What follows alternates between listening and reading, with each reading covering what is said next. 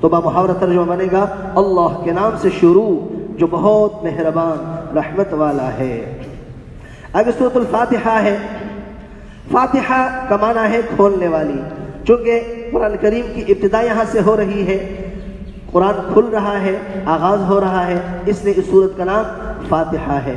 ویسے اس کا نام سورہ شفا بھی ہے، اور شفا کا معنی کہ جس بیمار پہ اس کو پڑھ کر کے دم کیا جائے اللہ کریم ان کو صحت عطا فرما دیتے ہیں۔ آگے ہے الحمدللہ رب العالمین۔ الحمد، یہ جو لام ہے نا، الف اور لام، اس کا معنی ہے سب۔ جو کہتے ہیں جو سب تعریف ہے اللہ کے لیے، تو سب جو ہم معنی کرتے ہیں یہ الف لام کا ہے، سب۔ یہ جیسے پڑھتے ہیں والعصر ان الانسان لفی خسر، تو الغرض لام سب، حمد خوبیاں، تعریف، للہ، للہ میں جو پہلا لام ہے نا اس کا معنی ہے واسطے، اللہ اللہ کے، تو للہ اللہ کے واسطے، اللہ کے لیے۔ تو لفظ اللہ تو لفظ اللہ ہوا، جو پہلا چھوٹا سا لام ہے نا جس کے نیچے زیر لکھا ہوا ہے، اس کا معنی ہے واسطے، یا اس کا معنی ہے کے لیے۔ تو للہ کا معنی ہوا اللہ کے واسطے یا اللہ کے لیے۔ رب العالمین، رب کا معنی ہے پالنے والا، رب کا معنی ہے پالنے والا، اور پالنے والا ایک اللہ ہی ہے۔ یہاں پہ اللہ پاک نے رب کا لفظ استعمال فرمایا، پالنے والا، اور پالنے والے کا اصل معنی مالک ہے، مالک۔ اب حیران ہوں گے کافر مشرک آپ علیہ السلام کے زمانے میں اللہ کو خالق مانتے تھے مگر مالک نہیں مانتے تھے۔ قرآن میں ہے نا، آپ ان سے پوچھ لیجئے امن خلق السماوات والارض، یہ آسمان و زمین کو کس نے پیدا کیا ہے؟ تو کافر جواب دیں گے اللہ نے ہی پیدا کیا ہے۔ تو خالق ماننے کا انکار نہیں کرتے تھے اللہ کو، لیکن مالک ماننے کا انکار کرتے تھے، اللہ کو مالک نہیں مانتے تھے کہ پالنے والی ذات اللہ کی نہیں ہے، یہ ہمارے بت بھی ہمیں پال رہے ہیں، یہ ہمارے روزی ہمیں عزت کام کاروبار یہ ہمارے بت بھی دے رہے ہیں۔ تو یہاں پر سب کی تردید کر دی گئی، نہیں، رب العالمین صرف کون ہے؟ اللہ ہے، پالنے والا ایک اللہ ہے۔ تو پالنے کا معنی رب کا معنی ہوا العالمین، جہانوں کا۔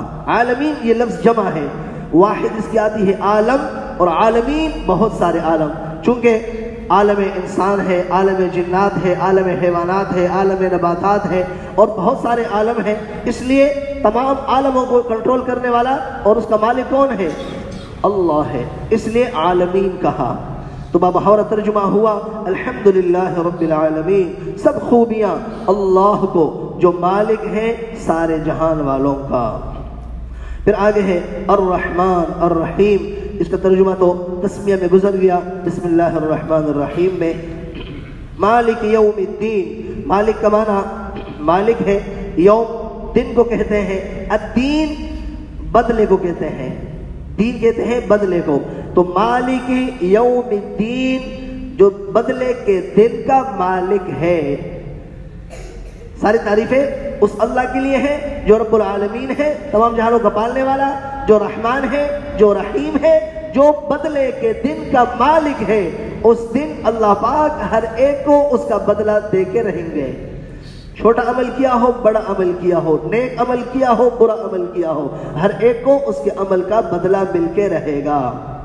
تو مالک یوم الدین، روز جزا کا مالک، بامحاورہ ترجمہ مالک یوم الدین جو روز جزا کا مالک ہے، تو جزا بدلے کو کہتے ہیں۔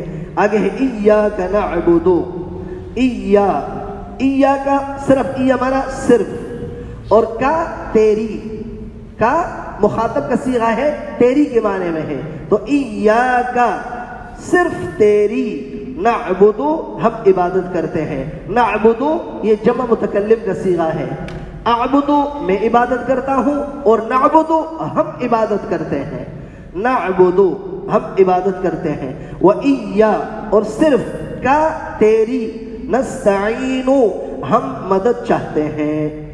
تو بمحاورہ ترجمہ ہوا ہم تجھ ہی کو پوجیں اور تجھ ہی سے مدد چاہیں، یا ہم تیری ہی عبادت کرتے ہیں اور تجھ ہی سے مدد مانگتے ہیں اور چاہتے ہیں۔ اہدنا الصراط المستقیم، اہد یہ امر کا صیغہ ہے، اہد اس کے دو معنی لکھے ہیں، اے اللہ اہد چلا، یا اے اللہ اہدی دکھا تو نہ ہمیں، نہ کا معنی نون متکلم کے لیے ہے، اہدنا دکھا ہمیں، الصراط راستہ، صراط کا معنی ہوتا ہے راستہ، جیسے پل صراط ہے پل پر راستہ، تو صراط کا معنی ہے راستہ، المستقیم سیدھا، صراط مستقیم سیدھا راستہ، تو اہدنا اہدی چلا ہم کو، الصراط المستقیم سیدھے راستے پر۔ اب سیدھا راستہ ہے کون سا؟ وہ اگلی آیت میں بتا دیا، صراط راستہ، الذین ان لوگوں کا، انعمت انعام کیا تو نے، علیہم ان پر، انعم اس کا معنی ہے انعام کیا، اور یہ جو حرف تا ہے نا، تا تا زبر تا، اس کا معنی ہے تو نے، تو انعمت انعام کیا تو نے، علیہم ان پر۔ اگر آپ کو یاد ہو جب ہم تلفظ کی ادائیگی کر رہے تھے تب عرض کیا گیا تھا اس کو انعمت پڑھنا ہے، انعمت نہیں پڑھنا، انعمت، ورنہ کیا ہو جائے گا؟ غلط ہو جائے گا۔ علی جا صاحب، عارف بھائی، آپ سمجھ گئے؟ کل ہم نے سبق میں اوپر عربی جب ہم پڑھ رہے تھے تو حمزہ استفہام کا آیا تھا، حل استفہام کا آیا تھا، تو اگر ہم آ پڑھیں گے نا آ، اور نعمت پڑھیں انعمت، تو یہ جملہ استفہامیہ بن جائے گا۔ اس کا مطلب کیا ہوگا؟ کیا آپ نے ان پر انعام کیا تھا؟ کیا آپ نے ان پر انعام کیا تھا؟ دیکھیں پورا معنی بدل جائے گا، غلط ہو جائے گا، سوالیہ بن جائے گا، جبکہ سوالیہ نہیں ہے۔ تو صراط الذین انعمت علیہم، راستہ ان لوگوں کا جن پر تو نے احسان کیا۔ اب اللہ نے احسان کس پہ کیا ہے یہ بھی ہمارے ذہن میں رہے۔ اس کا جواب قرآن کے 5ویں پارے میں سورہ نساء میں اللہ نے دیا ہے۔ اللہ پاک نے انعام کس پہ کیا ہے؟ ہم اللہ سے کہہ رہے ہیں نا ان لوگوں کا راستے پہ چلا جن پر آپ نے احسان کیا۔ وہ کون لوگ ہیں احسان والے؟ اولئک علیہم من النبیین والصدیقین والشہداء والصالحین، یہ 4 قسم کے لوگ ہیں جو منعم علیہم ہیں، یعنی جن پر اللہ نے انعام کیا ہے۔ اے اللہ ہمیں ان کے راستے پہ چلا جو نبیین ہیں، جو صدیقین ہیں، جو شہداء ہیں، جو صالحین ہیں۔ کہ خوبصورت لفظ بتائے اللہ پاک نے ہمیں کہ آپ دعا بھی کریں مجھ سے تو ایسی عالی شان دعا مانگے۔ پھر آگے فرمایا غیر المغضوب، تو غیر کا معنی ہوا نہ، یعنی سوا، المغضوب غضب کیا گیا ہو، علیہم ان پر، مغضوب غضب سے ہے، مطلب ناراضگی، ناراض ہونا اور غصہ ہونا اور غضب کرنا۔ ولا الضالین، ولا کا معنی ہو گیا نہ، سوا، اور الضالین یہ جمع ہے گمراہوں کا، گمراہ، الضالین گمراہ۔ اب مغضوب علیہم الگ لوگ ہیں اور ضالین الگ لوگ ہیں، یاد رکھنا۔ مغضوب علیہم اس سے مراد یہودی ہیں، ان پہ اللہ کا غضب ہوا ہے، اور ضالین اس سے مراد عیسائی ہیں، نصارہ، یہ گمراہ ہوئے ہیں۔ اللہ کو خود تو خدا سمجھتے ہی تھے، عیسیٰ علیہ السلام کو بھی خدا بنا دیا، اور حضرت مریم سلام اللہ علیہا ان کو بھی خدا کا درجہ دے دیا اور تثلیث کا عقیدہ بنا دیا، تو یہ گمراہ ہوئے۔ تو اللہ پاک فرما رہے ہیں مجھ سے دعا مانگو تو ان الفاظ میں مانگو کہ جن پہ انعام کیا ان کے راستے پہ چلا، اور جن پہ آپ کا غضب ہوا، یہودی، اور جو گمراہ ہوئے، عیسائی، اے اللہ ان کے راستے پہ چلنے سے ہماری حفاظت فرما۔ اور یہ دعا کس کی سکھائی ہوئی بھائیو؟ اللہ کی سکھائی ہوئی ہے۔ اور جو ہم اللہ کی سکھائی ہوئی دعا مانگیں گے لیکن دھیان اور توجہ کے ساتھ مانگیں گے تو کیا خیال ہے اللہ قبول فرمائیں گے نہیں فرمائیں گے؟ سبحان اللہ۔ آگے لفظ آتا ہے آمین، یہ عربی کا لفظ ہے، اس کا اصل معنی ہے الہی قبول فرما، عجب، عربی اس کا معنی آتا ہے عجب، مطلب الہی قبول فرما، جیسے ہم اردو میں کہتے ہیں اللہ قبول فرما، تو آمین کا معنی ہوتا ہے قبول فرما۔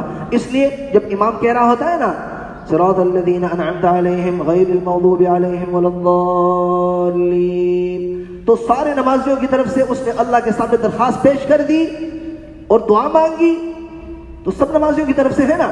اب نمازیوں نے اس پہ کیا کہا؟ آمین، الہی اس ساری مانگی ہوئی دعا کو قبول فرما لیجئے۔ آمین کا یہ معنی ہے اے اللہ قبول فرمائے جو دعا مانگی گئی ہے۔ تو کل انشاءاللہ ثنا اور سورہ فاتحہ इसका तर्जुमा हर साथी कोशिश कर ले। हमारे अमान भाई ने गालिबन मोबाइल पे सब इसकी फ़ोटो भी भेज दी है साथियों को, वहाँ से भी आप देख सकते हैं। और वरना ये किताबचा तो यहाँ रखा हुआ है, और एक किताब जो छोटा आपको दिया था उसमें भी तर्जुमा लिखा है। तो कोशिश करें इंशाल्लाह चंद साथी कल में सुन लूँ तो साथी सुना दें, और याद हर एक करें, हर एक साथी याद कर ले।